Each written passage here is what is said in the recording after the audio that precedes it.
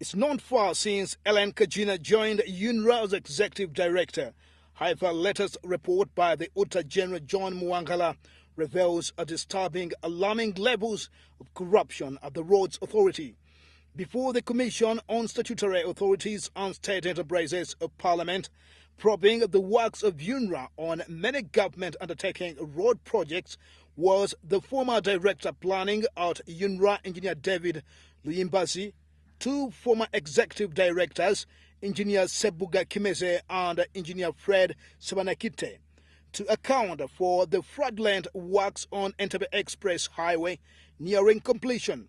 The Auditor General's report shows stinking levels of how then Ugandan civil servants siphoned government funds to their own benefits, first by giving impossible designs to government to curb down traffic jam on Entebbe Road and ease traffic flow. And you see, people have already done the professional analysis and the figures around the vehicles that terminate between here and Kajas.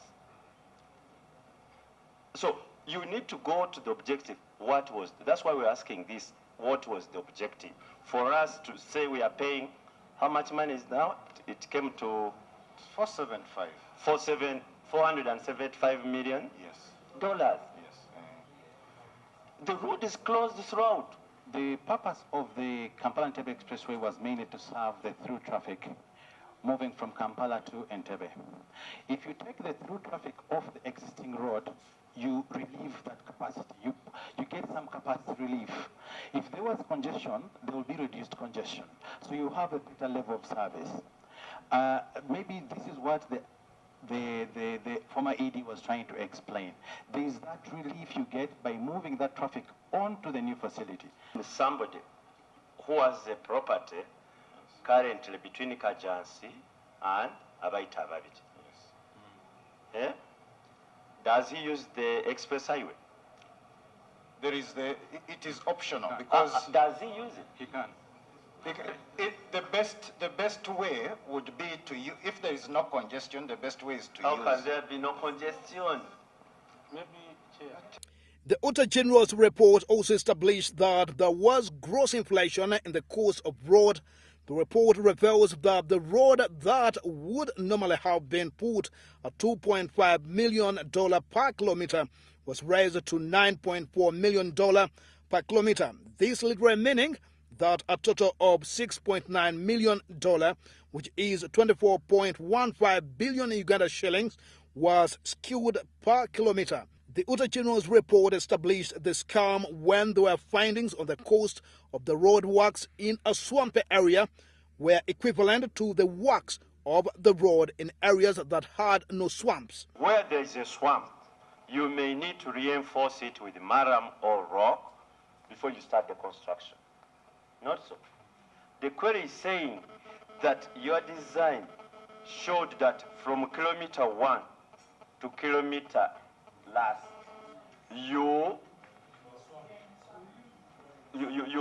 are supposed to reinforce it, even in areas where you didn't have to reinforce it. We have just been informed that the quality of the capping layer was almost like the sub-base layer, which, if the costs are the same, then it means it is throughout the length. Throughout the length.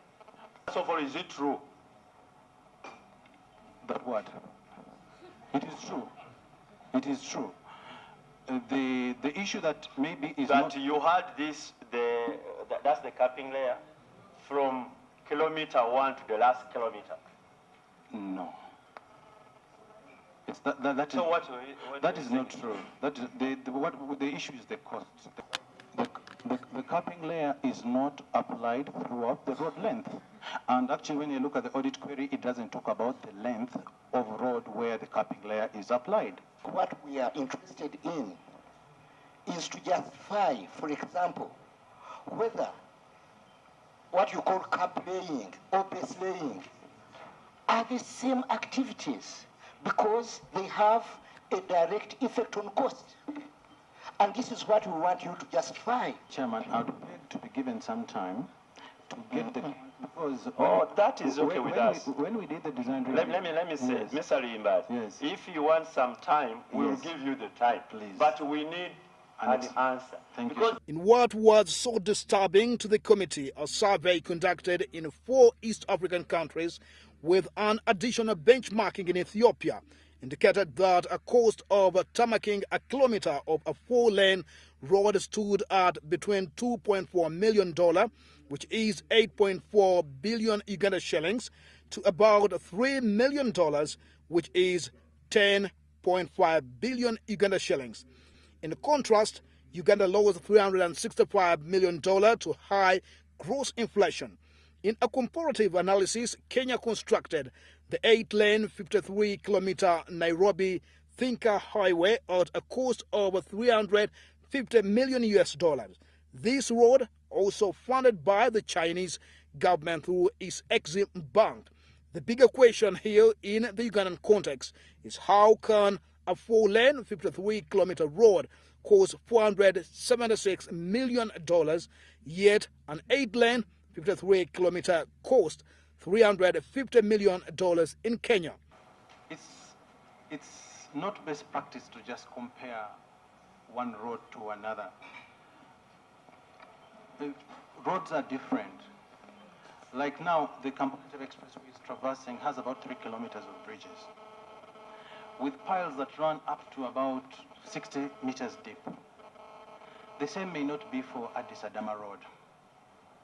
Now, to directly compare the cost of Addis Adama with that of Kampala-Entebbe Expressway without taking into account the unique features of Kampala-Entebbe may be misleading. Kampala-Entebbe Express has these unique features which Addis what?